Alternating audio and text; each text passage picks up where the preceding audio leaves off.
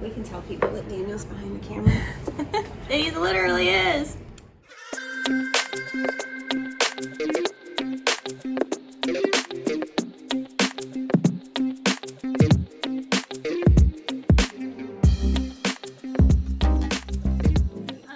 Okay, so take a pause. All right, now go.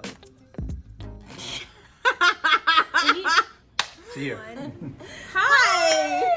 We did it! We did it! We haven't seen each other since before the marathon that we finished. Well, we saw each other. We passed each other. We did. Yeah, that's true. In the One glorious moment, we saw each other. We did. That's a nice thing about the out and back is you see your people. yes, That it fills was, me up. Yes, it does. I run on love. And Starbucks. And Starbucks, Cheers, because we're toast. I'm still recovering. I feel fine physically today. Yes. Today's probably the first day. This is what, 5 days? 5 after? days. Yes. So you don't really realize the toll it takes on you physically and mentally. Like Saturday and Sunday, my brain felt very fuzzy. Yeah. Like I could tell my processing speed was very slow. So let's start with race morning. And you had more time to spend here than I did because I was not technically running late. We were getting worried about you. Dawn kept asking where Kelly is, and I was like, she posted that she's on her way. Maybe if she stops making posts, she would get here. No, Rod drove me. My husband dropped me off, and I let him sleep too long. Oh. So that was my bad.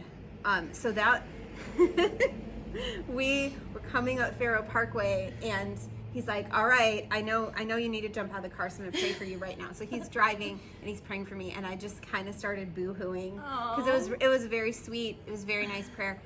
And then I got out of the car and saw you guys and saw our special guest, and I was just like, "Oh man!" So I was trying to be steady and calm.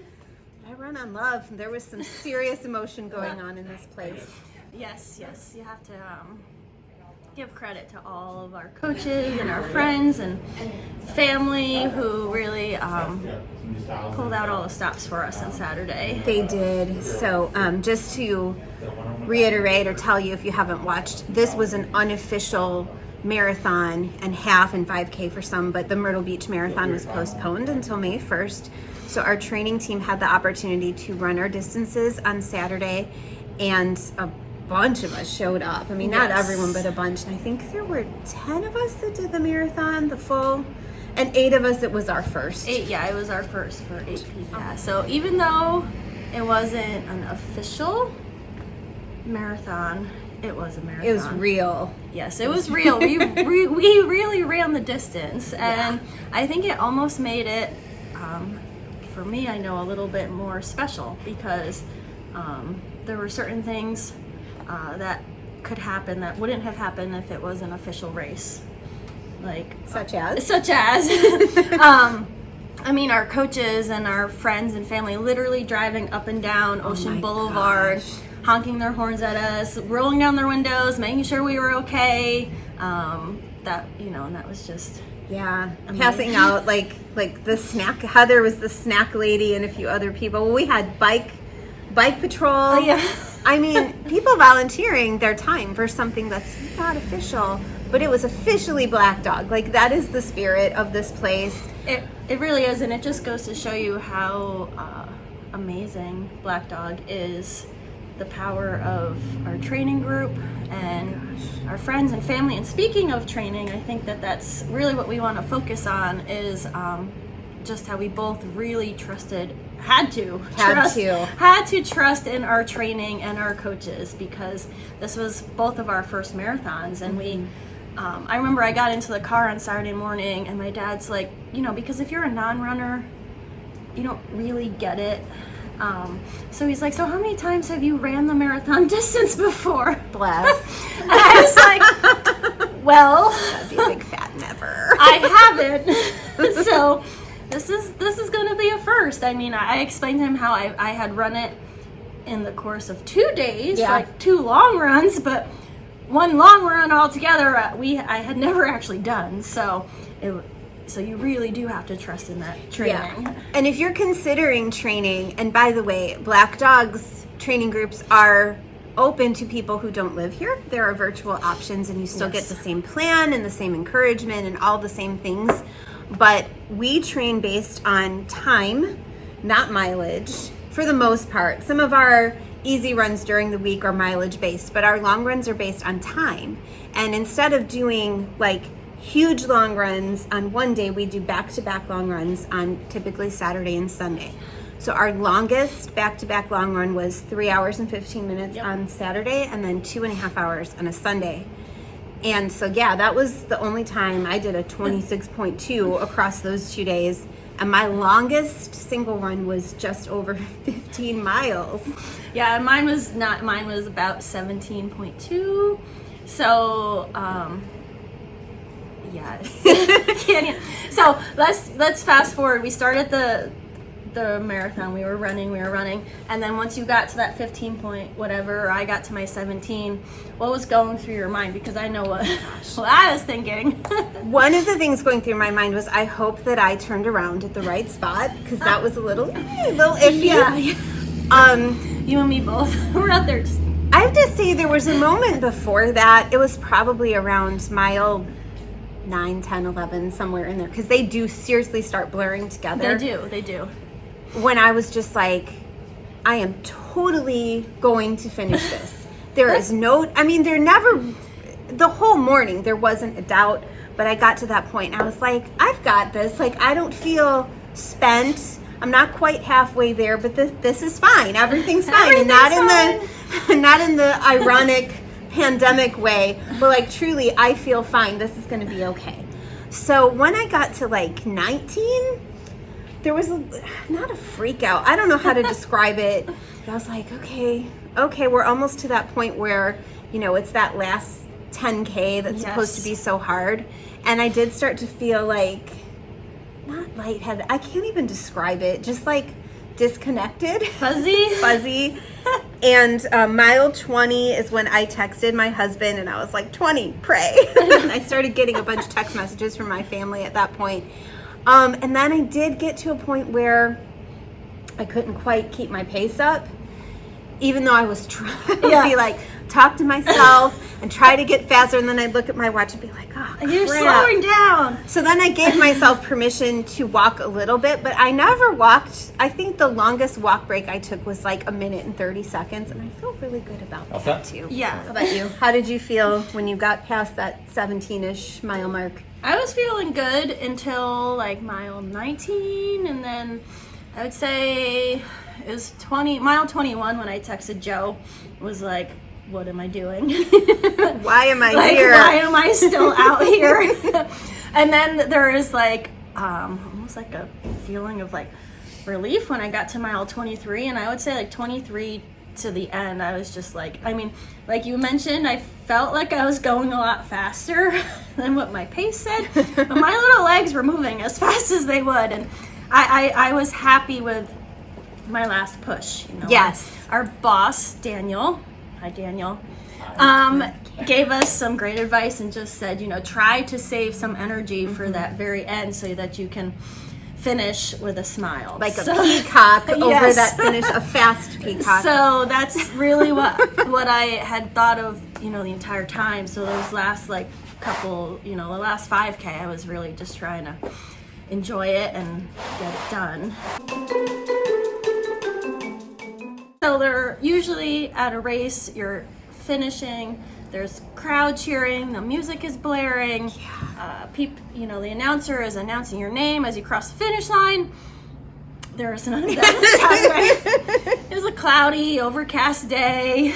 No one knew the amazing feat that was occurring before their eyes. No, and I actually thought about that as I was passing people with my bib on. Like, do you not see it? Do you not know what I'm doing? But anyway, both of our families were out there, and just seeing those that are closest to you, again, almost made it more special. So what my mom did, she's so cute. If you haven't ever met my mother, she's a tiny little thing. Anyway, she got this towel for me, and she was shaking this towel because she said it was like a crowd cheering for me. Mom, mom. Joanne. Shout out Joanne. Yay! So Yay. anyway, how cute is she? So sweet. So that was my finish line, and then I was just so happy. You know, I saw the pictures that you took with your family and friends, and honestly, after I was done, I was done. I didn't even really get that many pictures after, but it's part of my hostess personalities, and so many of I felt like I had to like do a thing, but also that's just me, or what my 13-year-old calls my cutesy little heart. Shout out Katie. But I had to finish twice. not once. Because Nancy and Julia, they had finished a couple of minutes before me, and they were still at the corner across the street with their families, and I could see somebody's phone, so I knew they were taking pictures, and I wasn't not going to finish anyway. So did my Strider. Shout out Striders. Yay! We train with Striders. They do help. If they are 20-second sprints at the end of your run, that is when they're so important, is that victorious finish. Yes. So I did it, and then my family was waiting across the street outside Black Dog, so I had to do it again. And you are running on adrenaline at that point, You too. are. Like, I was so happy. I did not cry. I was just happy, and I wanted to come in and like freak out with everyone in here, but it the was store was busy. It was busy. busy. Yeah, I had that moment too, where I like came in and I was like, yeah. Oh, it's customers, like Yeah. they don't know. They don't know. They don't know, but we know, and you could know too. I think that, you know, everyone has a story, and I don't like saying if I can, you can, but I do think, if there is a goal that you have, you just have to start. Like, I didn't wake up and start training for a marathon. I've been running for 2.5 years. Yes. I saw a quote like the day after that said, "The man on the mountain didn't fall there." I love that. Yes. Like, you just start, and then your goals change as you go along, and you realize what you're capable of. I mean, you missed a whole month of training. Yes. So that just made it even more special that, you know, it was just over a month from start to finish that I didn't run. And so the fact that I came back from that and finished my first marathon, that's all I wanted to do on Saturday was just finish. Yeah. And that's what we did. So You finished strong. You finished strong. Yeah. We finished strong. No one was like crawling over the No. finish line. We're going to run some pictures through here. 3 of our friends, Jim, who is done, you know, this is what he says. He's like, oh, I've done around 50. He's done around 50 marathons. He's done every single Myrtle Beach marathon. And I think he only ran it Saturday to keep us company because Probably. he's doing the May 1st marathon. But there's a picture of him, and he's waiting. And Molly and Megan, they were doing their first. He's waiting for them as they cross the finish line. I love that picture so much. I'm going to cry right now talking about it, because that is the spirit of the running community that we're in, and we hope wherever you are, you find that. And if you're in Myrtle Beach, come be in ours. come be a part of it. So supportive. We can't stress enough the training. You know, even when I got back to running after my injury and I was still staying close to home just because that was my comfort. God forbid something happened again. I know those roads. I have family really close to me. But so even when I was running by myself, I wasn't running by myself because I had my coaches and my training team, my friends would all text me to see how my run went, and I knew that they were thinking about me while they were out here running. I was there, you know, I was in my neighborhood running, and so, you know, that hashtag never run alone. Yes. I never really got it until I became part of the training team. Mm-hmm. And once you are part of the training team, you are never running alone, no matter where you are. You have a support group behind you. Yeah, and the stories of the people around you are like a reel in your head. Like, I do want to shout out to Lee, because she was going to run the marathon. I think she turned 60 this year, and she was going to run the marathon, and she was diagnosed with cancer. And so she ran the 5K. Mm-hmm. Was it right before or right after her last chemo treatment? I think it was just before. Just before. She ran the 5K, and I was like, I don't know, mile 8 or something, and there's a car in the middle of the road, and it's Lee there taking pictures. So special, so strong. And then we had 3 of our gentlemen runners, our statesmen of running, yes. they were They're here. amazing. Oh my gosh, they were here Saturday morning to send us off with motivational speeches. 84-year-old George, who still runs 5Ks. Yes. And 76-year-old Bill, who, if you've ever shopped here, you know Bill. He was here in his top hat. Yes. But Tucker blew me away because Tucker has had a knee replacement and he gets back injections. I don't think he's supposed to run. But he posts about it all the time. He so went it's home fine. that day and ran 10 miles. Yeah. He's 73. I'm like, you're amazing. And and Nancy, she did her first marathon. She's 71. No, is 73? it? Yeah, She's I was like, yeah. These people define bravery to me and like who I want to be. Like, I am not aspiring to ever win. Like, someone said to me, who runs but maybe doesn't get it, said, I'm not gonna run if I don't have a chance of winning. And I'm like, I did. I'm never going to win. Okay, I'm sorry, but I'm not. It's not what I'm running for. That's not why you run. And if that's your reason, then find a new More sport. power to or more power to you Yeah, if you you're go doing for it. 4-minute miles. Yeah, then that's awesome. Awesome. That's awesome. But Cheers. there's a lot more to it than just winning. I mean, we won. we won. We won. We'll Here do we a go. Zoom. We won. Okay. So now we figure out what's next. We'll let you know next week. Yeah. Okay. All right. See y'all. That was kind of a lame ending. That's okay. We're cool anyway.